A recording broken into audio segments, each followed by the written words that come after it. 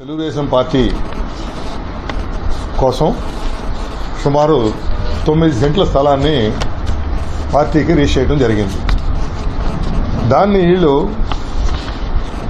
ఆలోచనతో land grab చేసుకొని తప్పుడు రికార్డులు సృష్టించి మున్సిపాలిటీలో పన్నులు వేస్తున్నట్టుగా ఫేక్ రికార్డు ఒకటి క్రియేట్ చేసుకొని దాన్ని అడ్డం పెట్టుకొని ఒక రిజిస్ట్రేషన్ ఫస్ట్ డాక్యుమెంట్ ఒకటి క్రియేట్ చేసుకొని దాని నుంచి ఇంకొకళ్ళకి అలా డిసెంబర్లోనే చల్లపల్లికి చెందినటువంటి చంద్రశేఖర్ అనేటువంటి వ్యక్తికి ఈ సంవత్సరం 2024 డిసెంబర్లో 2 డాక్యుమెంట్లు అమ్మడం జరిగింది.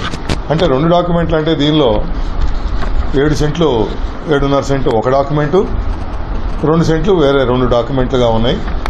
ఈ విధంగా చేసినటువంటి అన్నీ కూడా మేము రిజిస్ట్రేషన్ డిపార్ట్మెంట్ నుంచి కూడా అలాగే మున్సిపల్ ఆఫీస్ నుంచి కూడా రికార్డ్స్ అన్ని సైంటిఫిక్గా ఆధారాలన్నీ కూడా సేకరించి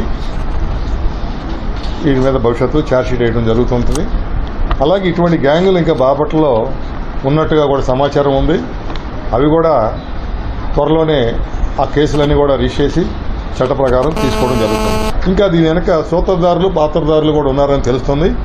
వాళ్ళని కూడా భవిష్యత్తులో వాళ్ళ ఆధారాలన్నీ కూడా సేకరించి ఫిక్సప్ చేసి అరెస్ట్ చేస్తాం.